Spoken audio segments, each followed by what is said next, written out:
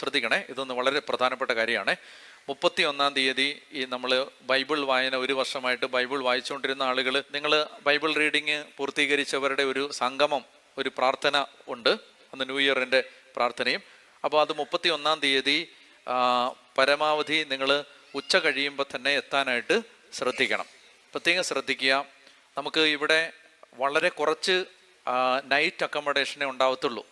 അപ്പോൾ എന്ന് പറഞ്ഞാൽ അന്ന് രാത്രി നിങ്ങൾ എല്ലാവർക്കും കൂടി ഇവിടെ താമസിക്കാൻ പറ്റില്ല. രാത്രി 12 മണിക്ക് 31-ന് രാത്രി 12 മണിക്ക് പരിശുദ്ധ കുർബാന കഴിഞ്ഞ് 12:30 1 മണിക്കുള്ളിൽ ശുശ്രൂഷകൾ തീരും. അത് കഴിഞ്ഞിട്ട് നിങ്ങൾക്ക് രാത്രി മടങ്ങിപ്പോകാൻ അസൗകര്യമാണെങ്കിൽ ഇവിടെ എല്ലാം പന്തലുകൾ ക്രമീകരിക്കും. അവിടെ എവിടെയെങ്കിലുമൊക്കെ ഇരുന്ന് ഉറങ്ങാം. കുറച്ച് അത്യാവശ്യ സൗകര്യങ്ങൾ, പ്രാഥമിക കാര്യങ്ങൾക്ക് വേണ്ടി പുറത്തെല്ലാം ക്രമീകരിക്കും. അപ്പോൾ അങ്ങനെയുള്ള സൗകര്യം മാത്രമേ ഉണ്ടാവൂ. നിങ്ങൾ വലിയ വിശാലമായിട്ട് മുറിയെടുത്ത് അന്ന് കിടന്ന് ഉറങ്ങി പോകാമെന്ന് വിചാരിച്ച് വരരുത്. നമ്മളിവിടെ ലഭ്യമായ എല്ലാ അക്കോമഡേഷനും എല്ലാം തുറന്നിട്ട് പരമാവധി ആളുകൾക്ക് ടോയ്ലറ്റൊക്കെ ഉപയോഗിക്കാൻ വേണ്ടി അത് കൊടുക്കും. അപ്പോൾ അങ്ങനെ വരുമ്പോഴത്തേന് സിംഗിൾ റൂം അക്കോമഡേഷൻ ഒന്നും പ്രതീക്ഷിച്ചാരും വരരുത്. അപ്പോൾ അത് പ്രത്യേകം ശ്രദ്ധിക്കണം. ഇനി നിങ്ങൾക്ക് അന്ന് രാത്രി മറ്റ് അക്കോമഡേഷൻ വേണമെങ്കിൽ നമുക്ക് പുറത്ത് ഒരു ചെറിയ സൗകര്യം ക്രമീകരിച്ച് അവിടെ ഇതുപോലെ പോയി ജസ്റ്റ് ഒന്ന് കിടന്ന് പോകാനേ പറ്റൂ.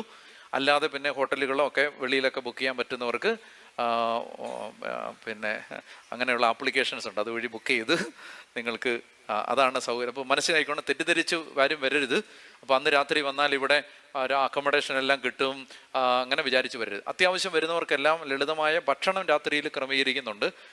നമ്മുടെ ഒരു പ്രായോഗിക പ്രശ്നം എത്ര പേര് വരുമെന്ന് അറിഞ്ഞുകൂടാന്നുള്ളതാണ്. കാരണം എത്ര പേരാണ് വരാൻ പോകുന്നത് നമുക്ക് അറിഞ്ഞുകൂടാ, നമുക്കൊരു ഐഡിയ ഇല്ല. അതുകൊണ്ട് ഏതായാലും നമ്മൾ കുറേ ഭക്ഷണം ഉണ്ടാക്കും. അപ്പോൾ അത്യാവശ്യം കുറച്ച് ഭക്ഷണം അത്യാവശ്യമൊക്കെ കിട്ടും. അതുകൊണ്ട് അതിനെക്കുറിച്ച് വേവലാതിപ്പെടണ്ട.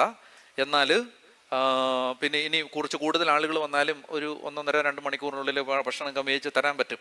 അപ്പോൾ അതുകൊണ്ട് അതിനെക്കുറിച്ച് ആകുലപ്പെടണ്ട. മറിച്ച് നിങ്ങൾ ഈ താമസ സൗകര്യത്തെക്കുറിച്ചുള്ള കാര്യം വളരെ ശ്രദ്ധിക്കണം. എന്ന് പറഞ്ഞാൽ രാത്രിയിൽ നിങ്ങൾക്ക് രാത്രി കിടന്ന് ഉറങ്ങുന്ന അവസ്ഥയിലാണ് നിങ്ങൾ. അങ്ങനെ എവിടെയെങ്കിലും കിടന്നുറങ്ങാതിരിക്കാൻ പറ്റത്തില്ല. കിടന്നുറങ്ങാം, ഇവിടെ കാണുമൊക്കെ എന്തെങ്കിലുമൊക്കെ വിരിച്ച് കിടന്നുറങ്ങാം, അതിനും കുഴപ്പമില്ല. പക്ഷേ ഒരു പ്രൊട്ടക്റ്റഡ് എൻവയോൺമെൻറ്റിലുള്ള രാത്രി അക്കോമഡേഷൻ സാധ്യമല്ല എന്ന് അറിയിക്കുന്നു. നമുക്ക് ക്രമാതീതമായിട്ട് ആളുകൾ വരാൻ സാധ്യതയുള്ളതുകൊണ്ട് അത് ശ്രദ്ധിക്കുക. നിങ്ങൾ വരണം, അതുകൊണ്ട് വരാതിരിക്കരുത്.